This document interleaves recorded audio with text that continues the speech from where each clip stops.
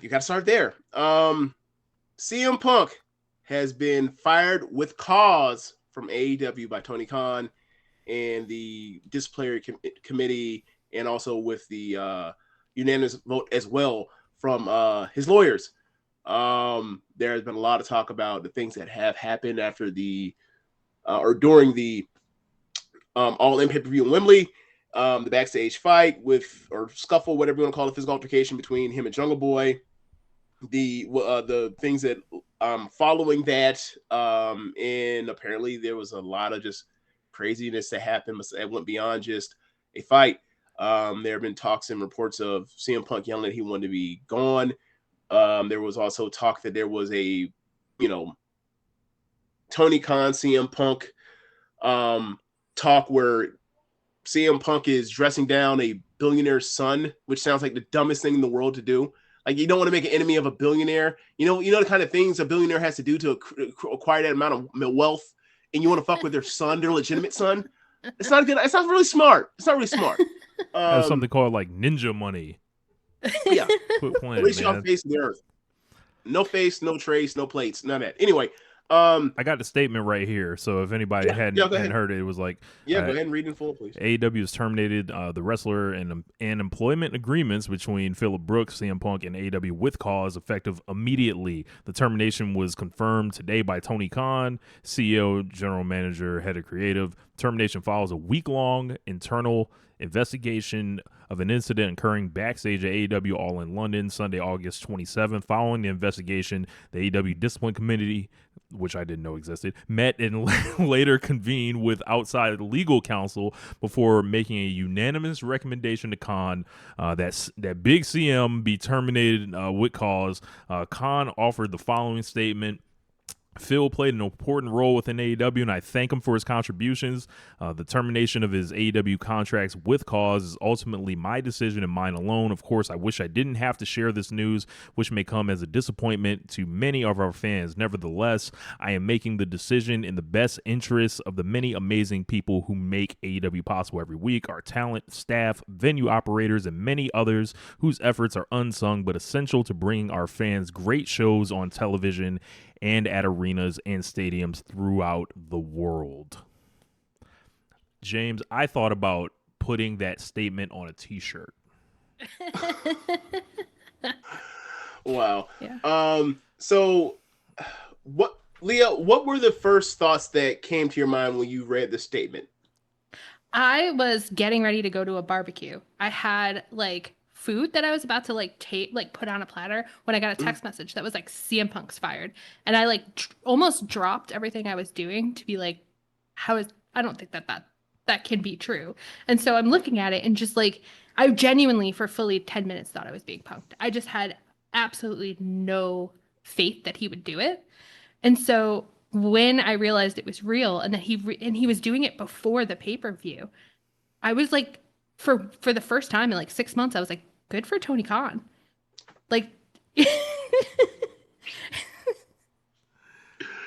So for me, I had a lot of thoughts. My first thought was, wait, did that say contracts plural? Yeah. So apparently the rumor that he had a backstage role might be real. Yeah. There's always been some speculation on why people had speculated because why it was so messy and because of what happened, and it seemed like how if you split up the pie chart on fault for all of this and what led to it and everything over the past year and change with CM Punk since the issue at Brawl Out. People are like, well, it has to be some situation that we don't know about that makes this it's a complicating factor to why this isn't something they can't just move on from. And a lot of people speculated, does he have points on AEW? Did he get a piece of ownership stake, right? This make it so messy to Tony Khan untangle himself from.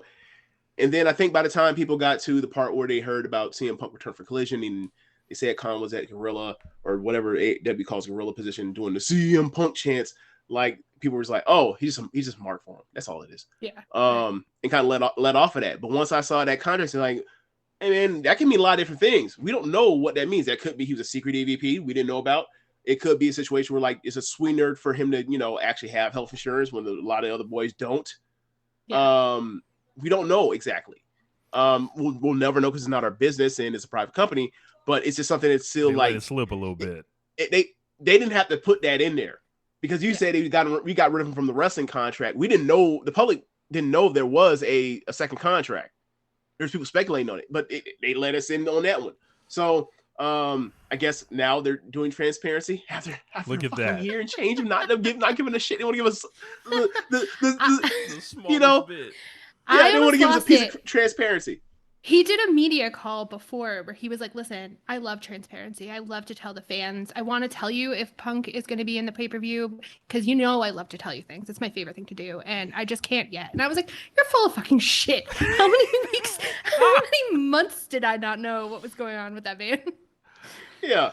Like, I'm sure I can pull up the clip of Wrestle Observer newsletter when at one time Musser was like, he basically was like, throwing a history like, no one's telling me shit. Like, what is this? I'm frustrated. No one's telling me because everybody wants to talk. Everybody comes out of the woodwork to tell me everything. But this time, no one wants to tell me this particular story. And Big Melts is mad. So I remember like 6 weeks like, had passed. Don't make pull these guns out. Melts was like, don't make pull these guns out. I'll come get you. So and immediately after that, Dave started getting shit, and Dave has thoroughly kicked the ass of pretty much every other journalist that's been covering this whole thing. And you keep a score of that. I was asleep and woke up and picked my phone up, and I thought something was wrong. I was like, hold on, he's fired? What? Now I just lost my mind. I was like, and then immediately I was like, everything I've been holding back on Twitter, just being kind of calm and reserved about the situation, I was like, I'm gonna let it out. And had to say, hey, this guy tried to ruin the fucking promotion. This guy, came out here a year ago with this premeditated rant, essentially. Multiple of them. I always, along the track of this whole thing, I've counted. I was like, all right, when's the next meltdown? Is this the fourth one? Is it the fifth one? The sixth one? The seventh one? And it's just like, yeah, like this was a problem for a long time. And there's a lot of people that are coping, seething, and making up QAnon level conspiracies that need to go figure something out inside themselves, and they need to realize they fucking lost. He lost. Y'all lost. Y'all lost to who? The Elite. The Elite beat that bum without even saying a word. That's the part, right? Like, between both of our shows, I think we've talked about this as far as saying like, hey, like you want to play this particular political game or whatever else, you're playing by the old rules. These are this is the rules. The game has. Look here, Joe Gibbs. The game has evolved and changed. Like you were a genius in Al. You want to call him Joe Gibbs or Al Davis? Which one you want to call CM Punk? Jeez, he can be Joe Gibbs. Okay, Al Davis is like that's Vince McMahon. That's reserved for him at all times. Fair enough. You want to call him Chip Kelly? Sure. Yeah, Chip Kelly. Like your shit worked 15 years ago. It don't work so much now, right? So ironic, just like his wrestling style. Ironic.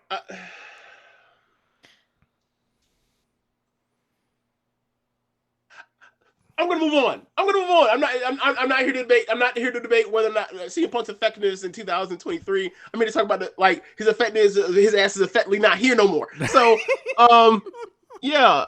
He tried to play this game.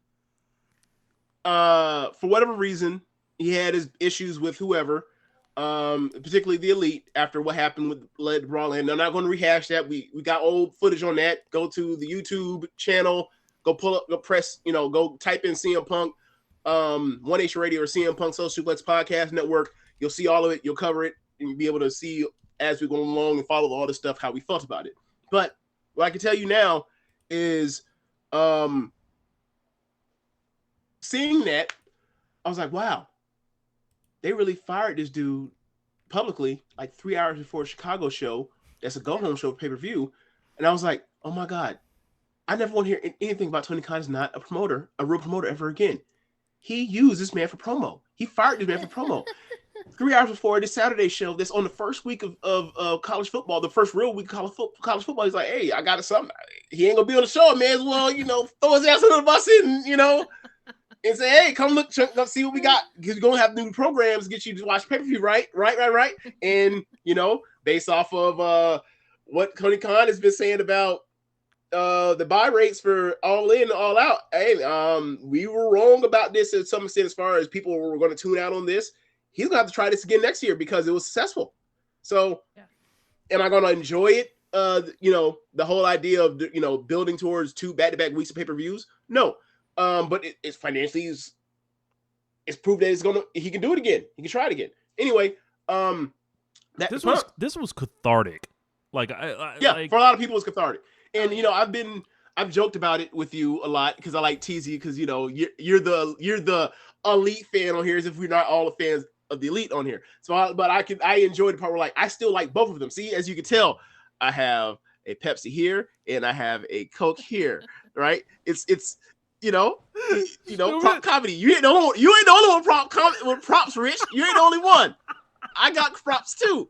Anyway, so yeah, just for those that for meme purposes, clip this. Anyway, so I just thought that they could figure out a way to coexist. The brand split was another try at that for the other show, and then once it happened and started rolling out, I was like, oh, it was apparent to me this is a CM Punk show. CM Punk's gonna be isolated over there. He's gonna be almost in the Cody world, like Cody was, and he's going to struggle and go down the card wrestling people that aren't stars and have big matches of consequence because he's gonna be wrestling the non-stars like Cody was. And CM Punk is aware of that, and CM Punk is pressing very hard with all these, you can't even call them thinly veiled shots because they're obvious. He sprayed an X over the E in the AEW logo on his championship that he had. Like, the people that were denying that, I can't take you as a person that's talking in good faith. I just can't. So anyway, Punk is doing everything he can to get this to work, and then you hear about this meeting between the Elite and CM Punk because of the Loof taping that had the combination taping that had Dynamite, Rampage, and Collision together, and both sides heard about there being a potential meeting, and the meeting ended up not happening. Punk side is saying that there wasn't any plan. The Elite side is saying someone asked him, Tony Khan came to them about a meeting, and they shot it down immediately, so there was never no ever plan. If there was a plan meeting, it's Tony Khan's fault, not them. And CM Punk's looking at that, and he's seeing the cables or the college football's coming in, the rain's finna dip, they finna blame it on him, and we've seen people fold underneath the pressure of the ratings going down on their watch for a show that they're quote unquote responsible for. Shout out to 2019 Seth Rollins, right?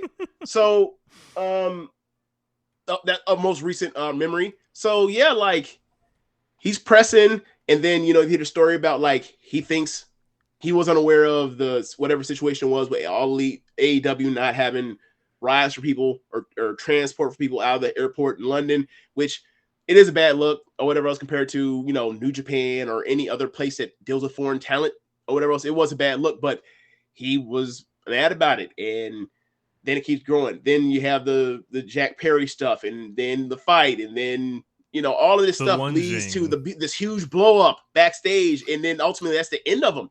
And this is all from the pressure from every other main eventer basically saying no. And he basically self-destructed, and that's where we're at. Incredible, absolutely incredible. Get ready for him to come out at 30 at Royal Rumble. I guess I don't know, or he will never see him again. I don't know. It's one or the other.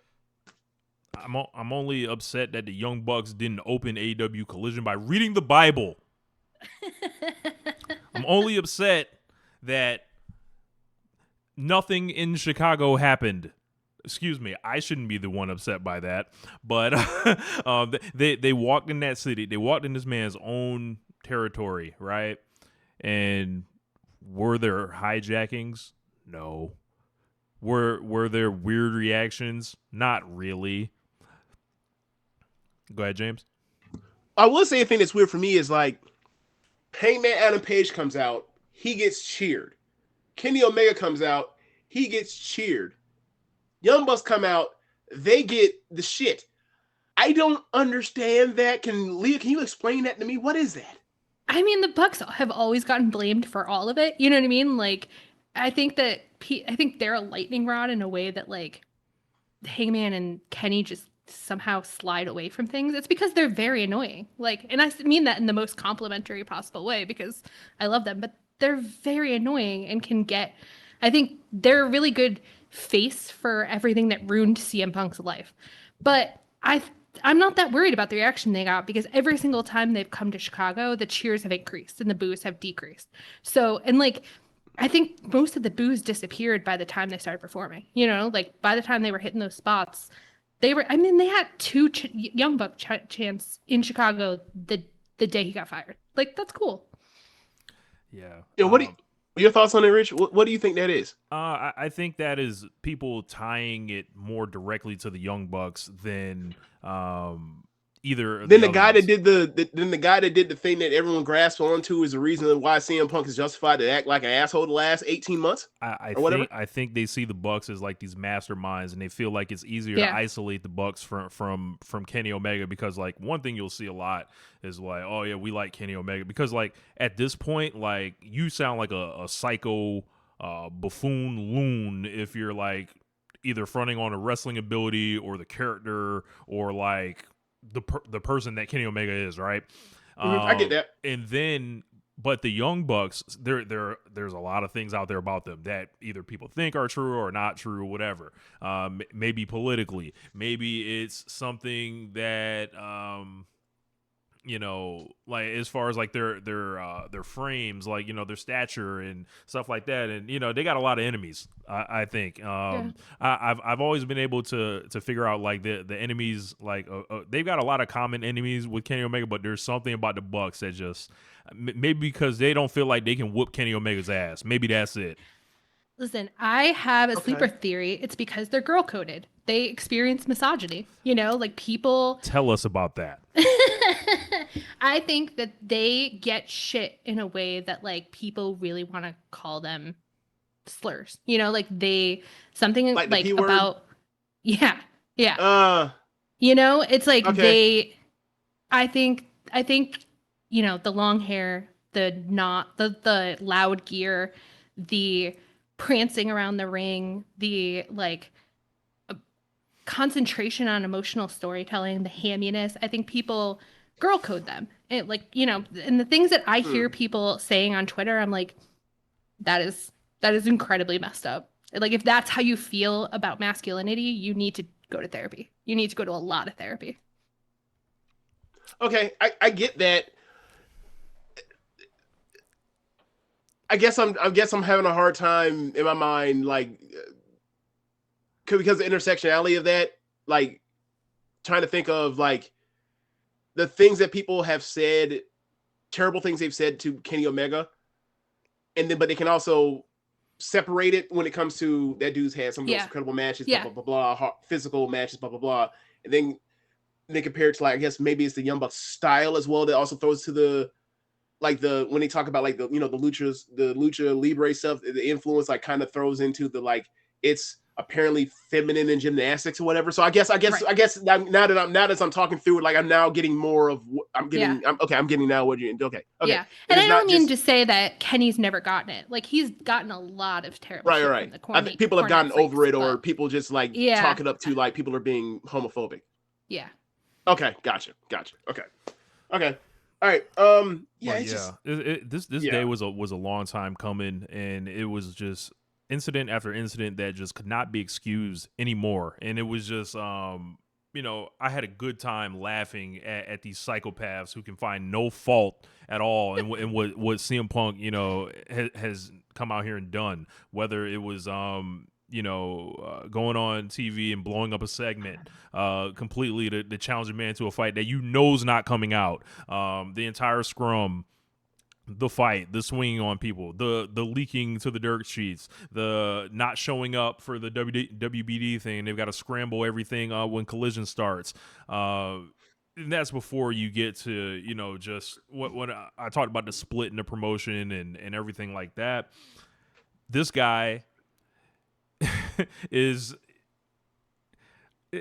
a book should be written about this, and I can't wait until one is like and this is a 2-year time period. And I remember one time I said, yeah, the whole saga between Bret Hart and Shawn Michaels, that lasted about like 18 months, and I think this one is going to last about a similar amount of time. And when the Elite re-signed and like they were like, yo, we ain't going nowhere, I felt like the clock was whether we knew it or not, the clock was ticking on CM Punk. He was like, there's nothing I can do to win this. I thought like I would just run them out by using these tactics or whatever, and the owner's a mark for me, and I'm booking this one show, like we're gonna do it, but it didn't work, and this guy literally, I think, went crazy. No one would talk to him. No one would work with him. It could tell. I think you have to call. Boy was out there on Revis Island. Yeah, he was out there by himself, and he was desperate. He was desperate, trying to cut promos off the air. To these are cries for help. That's what these were. These weren't like this was not the work of a 4D genius. This was a guy being realizing that he's stuck with 3 dudes he can't really do nothing with, and a fake belt. So I hope they never mention that Real World's title again. Just act like it didn't happen. Scrub it. They got AI technology. Remember that delete the elite stuff they were doing? Yeah, all that shit on all that footage. Do y'all think they, when security escorted him out, they took the belt from him? Send the belt back. You can't leave with the belt. That's 40K. That's 40K. You can't leave with the belt. Or they gotta send somebody to his house. No. We ain't finna do him like he's Reggie Bush repossessing the Heisman. Nah. You can't. That's a little too. Knock. And the more you go through, hello, Mr. Brooks. You seem to have an item that seems to be outstanding in this time away from the company. You need to turn that in. You need to turn in your laptop, sir. Yeah, you need to surrender company property upon termination. Yeah, right. Yeah. Freak and people say, oh yeah, he's gonna jump to WWE. That doesn't surprise me. He went back to WWE first already. Yeah, he was out there. The question is whether they're gonna let him, which they would be very stupid to do. I mean, I think during the Wrestle War, he will absolutely be involved in WWE no later than the Royal Rumble. But it's like this whole CM Punk knows what to say. He's a great orator. He knows he did know the buttons to push verbally to tell everybody what they wanted to hear. He made the jokes about the buy one get one free WrestleMania shit. There was a story that dropped today about him wanting to be in the Royal Rumble this year to wrestle Kevin Owens in night 1 of the main event. I'm like, oh, that boy's still chasing fake main events. Look at him. And that's hilarious because Kevin Owens don't want to wrestle with that dude. And who are Kevin Owens' homeboys? That's why he don't want to wrestle that dude, the Young Bucks. Kevin Owens, Kevin Owens after having that main event, with Austin, posted a picture of him main eventing or whatever else as a shot at CM Punk after what happened with the Elite thing. Like that was clearly what that was, and it was like, you think he wants to work with you now? No. He thinks you're an asshole. He thinks you're more an asshole now. You're fighting kids. Look, that locker room don't like him either. I can't wait for CM Punk. Think about this, right? We talked about this for years. Or I mentioned this for years over the show, right? Like we've been doing this show, or I think our 11th anniversary show is next week, right? I've talked about this ever since CM Punk left. The way that Bret Hart hates Hulk Hogan's guts, I don't blame him because he made his job harder. Hulk Hogan made Bret Hart's job harder. If he hates that dude's guts forever, I'm okay with that. Roman Reigns, if he were to hate CM Punk's guts forever, I'd be perfectly fine with that because there was no need for him to do the whole make him look strong shit over and over and over and indulge on it, and then made it to where it was obvious that he's going to, or kind of like to most fans, because that was the biggest news story at the time, like he was going to win that Rumble. And they brought back Daniel Bryan. people were furious the way he threw out Daniel Bryan, right? And then look what it took. It took them having to waste all them babyface main events for him to finally turn him heel to then do what he is now, where he's actually the star they want him to be all that time, right? Roman Reigns don't want to work with that dude. I can tell you that right the fuck now, right? So, good luck over there. Get ready to wrestle Grayson Waller. Look, and how many times has Seth said he don't want that dude to come back? Get ready to wrestle The Miz. Get ready to wrestle LA Knight. He checked in with Big Miz. Back when he went to WWE and Triple H, remember? Get ready to wrestle Austin Theory. Get ready to wrestle Top Dollar. Man, it's gonna be nasty. We'll see how this all goes, man. As the Punk goes, we'll be covering it. But this latest chapter, I just got one more thing to say. Like, you lost. It's a wrap. Holla. Like, this man, all the old timers, y'all got to feel it. Jim Cornette, you got to feel it. Les Thatcher, you got to feel it. You're out here crying, talking about, the wrestling business ain't the way that it used to be. Good. The fuck? The fuck? And I'm glad that Joshi will be able to appear on Saturdays now. It's fucking amazing, all the people that showed up on Collision. That it was like 6, 7, 8 people that had never been on Collision that magically showed up on Saturday. And I know it's a pay-per-view week. Berlin Wall has been pulled down. Boy. I mean, I had to tweet out. I was like, gee, I wonder who's going to pull up to this one, because this is, everyone's getting, look, shout out to the creators, the tweeters, everybody in the space for going out there and throwing up shots, because we need to get some points on the rim after that one, man. It was, for a lot of people, like, a lot of the spirit of the promotion has been like in disarray, like on screen and off screen, and the vibes have been off for like, a year. And even if the shows were still very good or whatever else, or at times even great, like, it was just like, it just seems like there's too many chefs in the kitchen. And like, even by just the addition by subtraction theory, like, that's one less chef out of there. It's one less chef. So I think that's for the good. Like, I'm not wrong. Like, you got the video, whatever else. I still like what Punk does. I still like his TV. I still like his promos and all that kind of stuff. He's still incredible at this. Like that promo where he's, still like baiting and begging the Elite, like, please come take this program. It was incredible. It was awesome. So yeah, shout out to him and the stuff he was able to accomplish in AEW. But like, he's gone now, and like the backstage stuff was clearly a disaster. He needed to be gone. But yeah, like the vibes, given last night, given that all of a sudden, all of these top acts, all of a sudden out of nowhere, that I had mentioned that tweet, I was like, all right, so Danielson, Moxley, CM Punk, Danielson, Moxley, Jericho, Adam Page, the Young Bucks, like, are they gonna make their Dynamite? Are they gonna make their Collision debuts? And a few of them did, and I was like, this was clearly, they were freezing that man out. They were treating that man like rookie Michael Jordan in the All-Star game. Don't touch the rock. Yeah, go get it yourself. Yeah. So is Chris Jericho? Will he be the Isaiah Thomas in this situation? I mean, who'll be the Isaiah Thomas in that situation, freezing out Punk if he's MJ?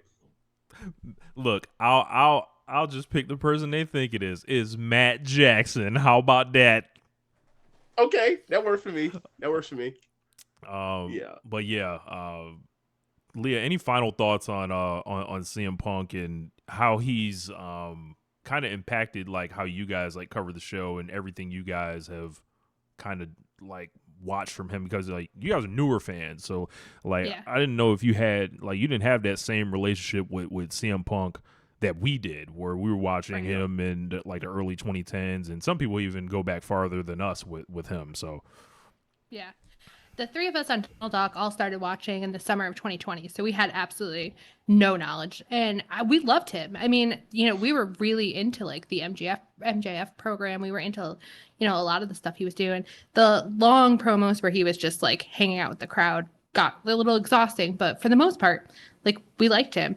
And then it was just like all of these stories kept hitting over and over that were just like everybody's fucking miserable. And so like it gets like it like the all of your favorites being like this dude is like really bad news. It's really hard to like take him seriously or like get like let go of it enough to be interested in the programs. And I thought one of the most interesting things that's coming out recently is that they're saying that the investigation was not just about what happened at All In. People were asking like, how do you think his return has gone? What's his vibes been backstage? You know, raise your hand if he's persecuted you. Like, and I just think that that's like a good sign, you know? They got a file open on that man. He's an open case. That file. Yeah, you're talking about all, ask all these HR ass questions like show us where he touched you on the bear. Like, can you show us? Can you show us on the? It was a lot of that. I mean, it wasn't that, but it was like they were trying to get up, because like that cost stuff you can take it to court. Like Punk can go to court and try and get his money. So like they're trying to, like you mentioned, that file. That's real. They trying to get that for. We're gonna document every single interaction that went left with him to say, hey, do you see this? Do you see this list that looks like the Jericho list of holds? Like this is a rap sheet. Run it up. Look it up. Look, and they got cameras at Wembley, so it's like you ain't beating the tape. Like I don't care. There wasn't no tape of brawl out, but brawl in. Yeah, man. It's a wrap, man. Like, and people got to take their L's. They got to get their back straight, humble themselves, and realize that it's all elite fucking wrestling. Like, and get over it. Yeah. Also, take that shit that way. Also, that security footage. Hey, that Jordan Poole, Draymond Green shit leaked. This shit better leak too. Look, there's no reason it shouldn't. Like that's what I'm getting at. In the grand scheme of things, the Jordan Poole and Draymond Green thing was way more important than this. Somebody's got to accidentally let that shit slip for you know a nominal fee. Somebody look for a nice little bit of coin. Yeah. Like what they call it, Great British Pounds over there in the UK. You might not even have to do that, man. Get them a nice little meal to Nando's or Nando's, what they be talking about, or some beans on toast. Nando's. It's a restaurant. Look, I'm telling you, y'all can get that. Somebody can get this tape. Yeah, go out there and work hard, y'all. Get this tape. We want to see it. Yeah, you can get yourself a nice bowl of boiled meat for whatever that whatever you get in quid. So yeah, go ahead and do that. Yeah, Also, shout out to Jeremy. He went over there and he came back, and I gotta catch up with him. This is a West Caribbean man that went over there and experienced that cuisine. So I know there's some stories. I can't wait to hear them stories, Jeremy. If you listen to this shit before I ever talk to you about this, you got to tell me about some whatever cuisine stories you got, because I know you got them. I know you do. You Bahamian. You got stories. I know you do. Go ahead. But I guess it's time to move on. Yeah, man. AEW Wrestling